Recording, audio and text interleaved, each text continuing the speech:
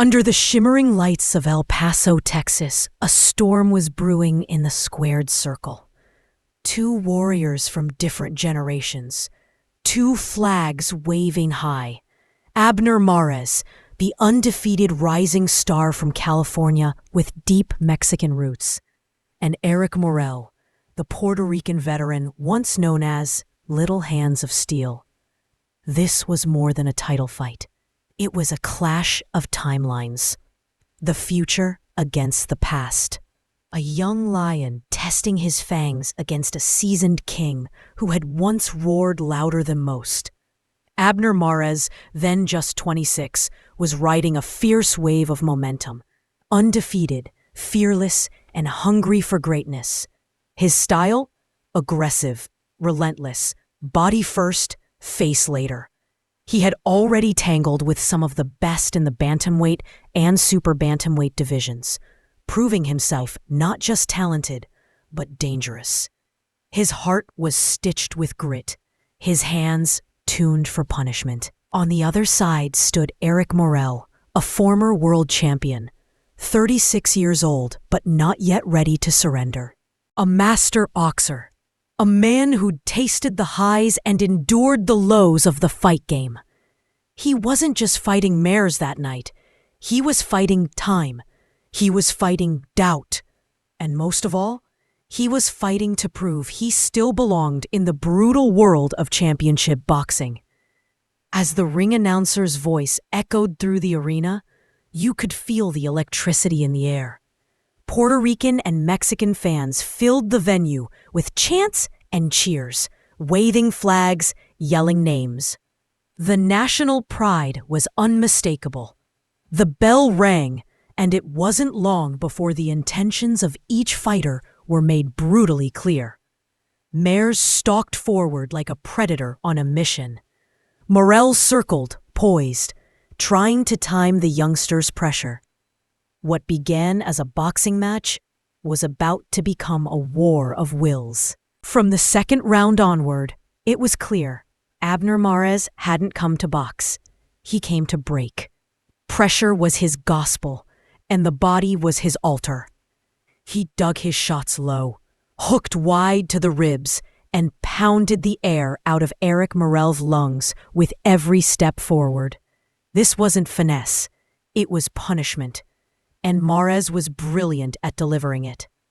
Morel, the veteran, tried to fight fire with patience. He popped the jab, looked for the counter right hand, and used angles to turn Mares.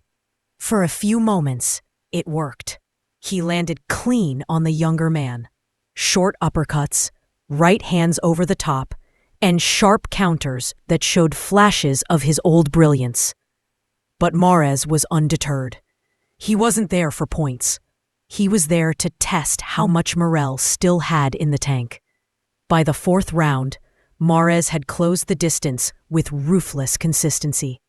He was pinning Morel to the ropes, ripping vicious body shots, and mixing in uppercuts that snapped Morel's head back.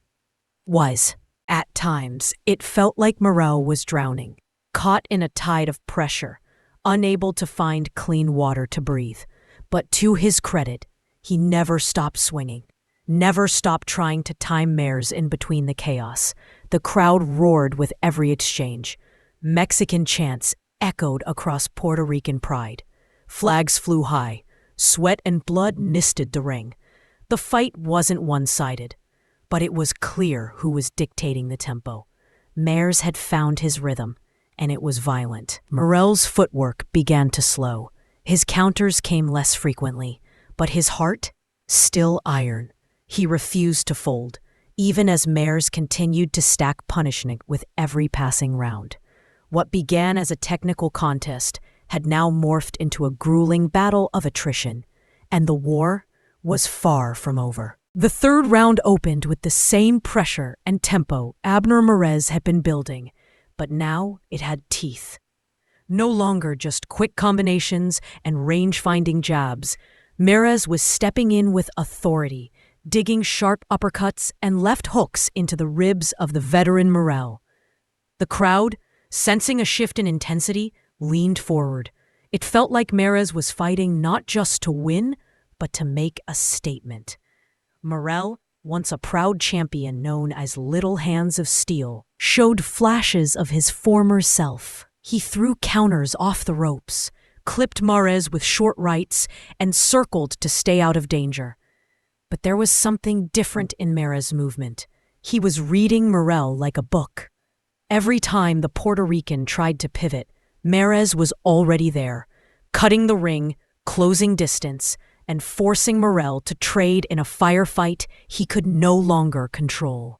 With each passing minute, the younger man's stamina became his weapon.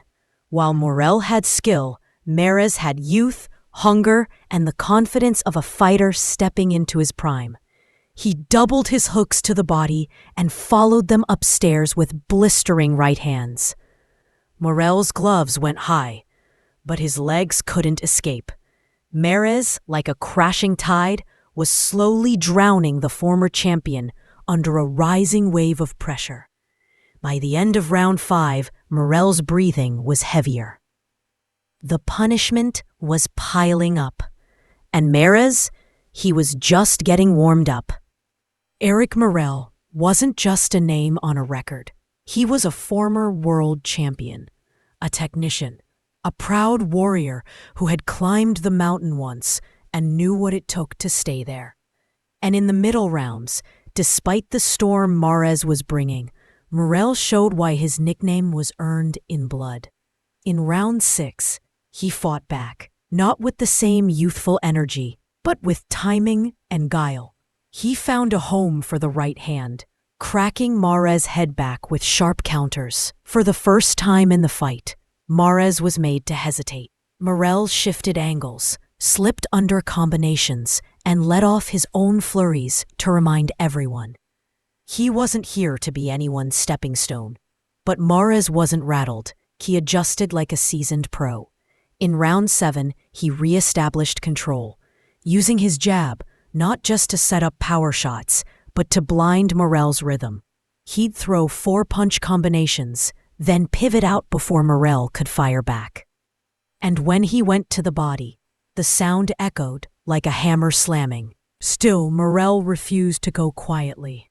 Even under fire, he slipped, countered, and bit down on his mouthpiece. Blood smeared his mouth, his eyes swollen. But he came forward. This was not just a fight. It was a passing of the torch. But Morel made sure Mares had to pry it from his hands. By round 9, the pace was punishing. Every round felt like a war. Every exchange was a test of pride, heart, and will. The crowd erupted after a furious exchange at the bell. Both men landed clean. Both still standing, but only one was gaining momentum.